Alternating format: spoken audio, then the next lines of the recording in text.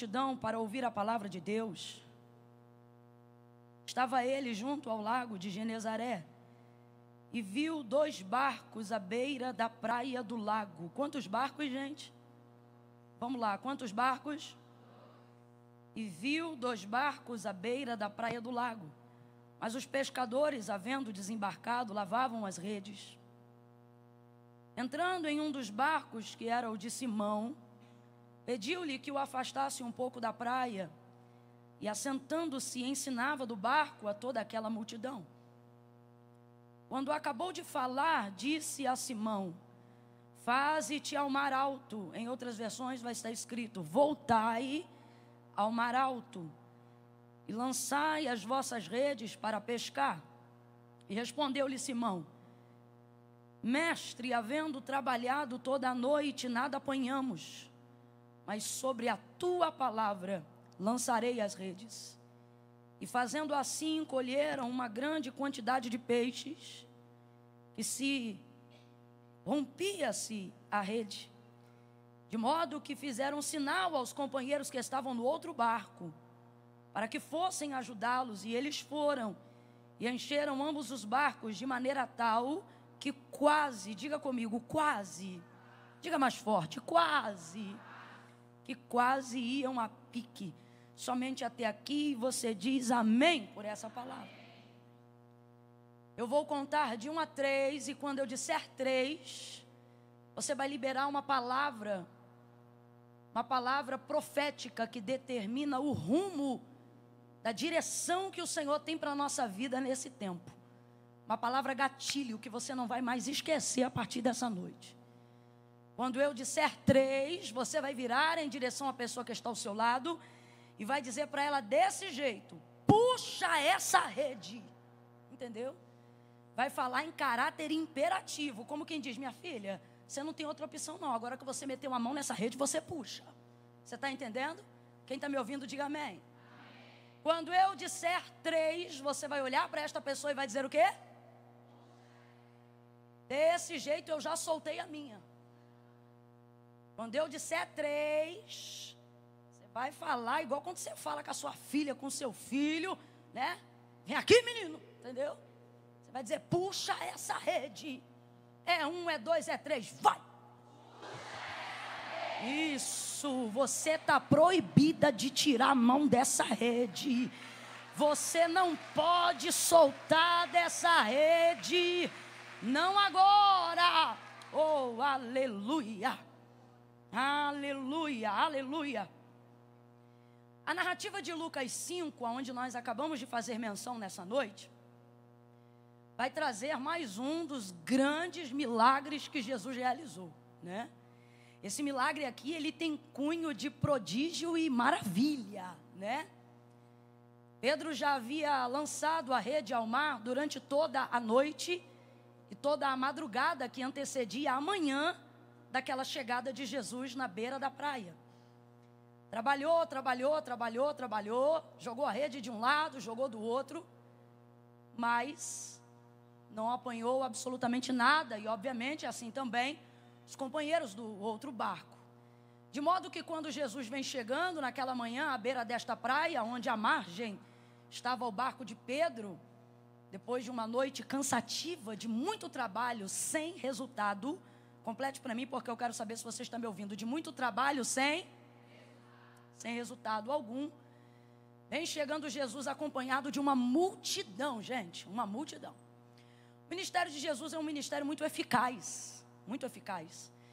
Lucas 4, bem como Lucas 5 e também Lucas 7, vão dizer que por causa da realização de todos os seus milagres, pela maneira como seu coração se movia de compaixão, curando as pessoas e libertando os cativos, isso tudo foi sendo propagado de uma maneira que não podia mais ser limitada, e isso começou a tornar o nome de Jesus conhecido, e o texto vai dizer, em todos esses episódios que eu acabei de narrar aqui, que Jesus foi ficando muito famoso, muito famoso.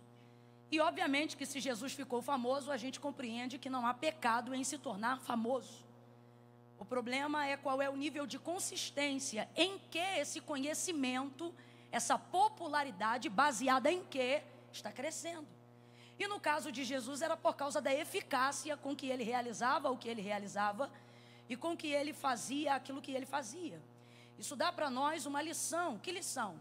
Nem todo mundo que é importante é famoso, e nem todo mundo que é famoso é importante. Jesus só se tornou famoso porque prioritariamente era muito importante, muito útil. E por que eu estou dizendo isso? Porque ele vem chegando acompanhado por uma multidão de pessoas. Você imagine você estar lavando a rede numa manhã rotineira, depois de um dia de trabalho frustrante, de uma noite de trabalho decepcionante, e de repente vem chegando um homem acompanhado de centenas de pessoas que não se podem contar e nem medir. Isso cria um impacto muito grande, porque é a primeira vez que Jesus está vendo a pessoa de Cristo tão próximo assim, dentro do seu território. Por que essa multidão segue Jesus? Porque sim, Jesus é famoso, mas só é famoso porque primeiro e acima de tudo era importante. E quando é, Camila, que eu me torno uma pessoa importante? Quando eu me torno alguém útil.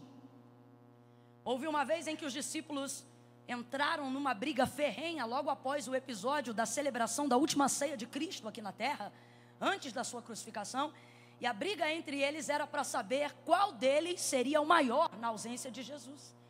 E aí Jesus vai dizer: estando eu entre vós, quem era o maior? Ora, Senhor, tu és o maior. Pois então, estando entre vós, eu não vos servi. Ele está falando do episódio do ritual do lava-pés. Ele está dizendo: sendo eu o maior, a autoridade máxima entre vocês, não fui eu que coloquei a toalha na cintura, não foi eu que enchi a bacia de água, não foi eu que me coloquei na posição do servo, do escravo da casa para limpar os pés de vocês? Pois então, se eu, sendo maior, me coloquei nessa posição para servir a vocês que são menores, aprendam então uma coisa: no meu reino, o maior é aquele que serve o menor. Jesus está dizendo: ei, se no meu reino você quiser ser relevante, se no meu reino você quiser ser importante, não procure cadeira, procure serviço. Não procure título, procure utilidade, e aí o reconhecimento será inevitável. É isso que Jesus está ensinando para os seus discípulos.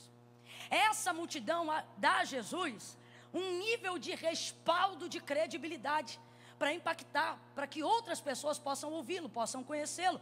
Isso aqui não é premeditado, mas é um movimento natural de toda a fama que precede a pessoa de Cristo.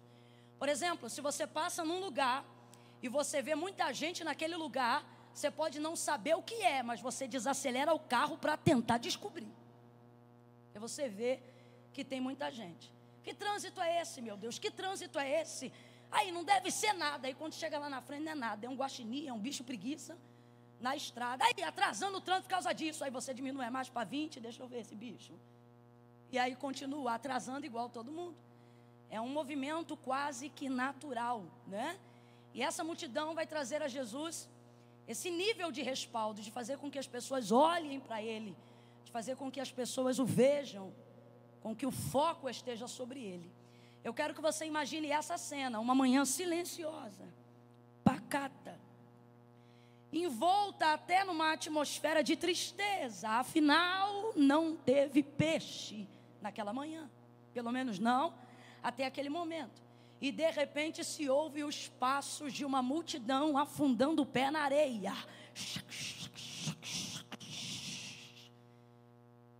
Quando Pedro olha, eis um homem que está em destaque em meio a tantos outros. É Jesus. E Jesus vai trazer um ensino naquela manhã. Jesus vai ministrar uma palavra naquela manhã. E para tanto, para que possa ser ouvido, se afasta um pouco da multidão, pedindo o barco de Pedro. E nós estamos às vésperas de um grande milagre. Um milagre que coloca a epígrafe do texto como a pesca maravilhosa. A pesca maravilhosa. Comunica aí esse profético para alguém e diga: vai ser maravilhoso. Oh, aleluia. Esse milagre vai te deixar maravilhada. Talvez você esteja vivendo numa atmosfera de tristeza. Talvez as suas manhãs estejam sendo silenciosas do lado de fora e perturbadas mentalmente do lado de dentro. Mas aquele que vem caminhando nesta manhã na sua vida, oh aleluia, é aquele que tem o poder de transformar uma atmosfera triste e te colocar numa posição de maravilha. Aleluia! Vem Jesus chegando, pede o barco de Pedro emprestado, afasta da margem e começa a ministrar naquela manhã. Obviamente Pedro para de fazer o que está fazendo e começa a ouvir a ministração de Jesus. Afinal, gente, não é Camila, é Jesus. É Jesus. É aquele que tem todo o poder e toda a autoridade.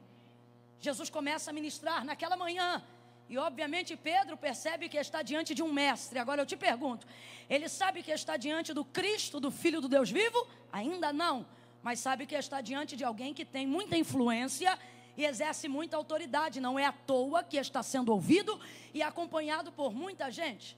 Pedro vai ouvi-lo e ele está às vésperas de viver o maior milagre de sua vida, o milagre de seu encontro, o milagre de seu chamado, o milagre da pesca maravilhosa. Diga comigo, milagre. Diga de novo, milagre. Primeira coisa que você precisa entender para que essa atmosfera de tristeza e de frustração se torne uma atmosfera de maravilhas sobre a sua cabeça, é que não é apenas necessidade que provoca milagre. Não, Camila, não. Eu vou falar algo que pode escandalizar alguns, mas é bom que você comece a entender esse princípio, para que você comece a estar disponível para viver milagres e para ser instrumento de milagres. Qual é o princípio, Camila? Milagre não é para quem precisa. Não, Camila, não. A primícia do milagre não pode ser a moção de necessidade. Camila, mas todo mundo que precisa de um milagre, provavelmente ou obrigatoriamente, está precisando de um milagre. Pois é, mas por que Deus não faz milagre para todo mundo que precisa? Porque não é necessidade que motiva a realização de milagre. Primeiro, a realização de milagre, antes de visar a minha necessidade, visa a glória de Deus. Porque dele, nele, por ele e para ele são todas as coisas. Nele nos movemos, por ele existimos e nos mantemos graças a ele. Quando Deus faz alguma coisa para mim, não está pensando prioritariamente em mim, está pensando na glória do seu nome. E se isso te ofende, já mostra o quão distante de Deus você está. Milagre não pode ser movido por necessidade, porque senão você começa a achar que Deus é injusto. Por que não fez um milagre para fulana? Por que um venceu o câncer e o outro não venceu?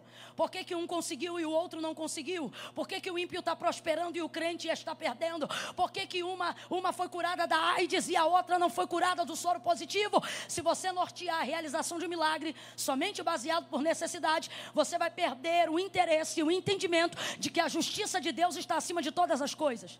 Milagre não pode ser movido por necessidade, irmã Camila. Não.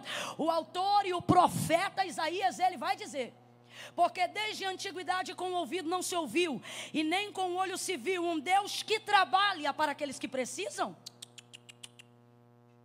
Um Deus que trabalha para aqueles que nele esperam. Camila, o que você está dizendo? Estou dizendo que você pode precisar de um milagre, mas se você usar jejum para botar Deus na parede, um milagre não acontece.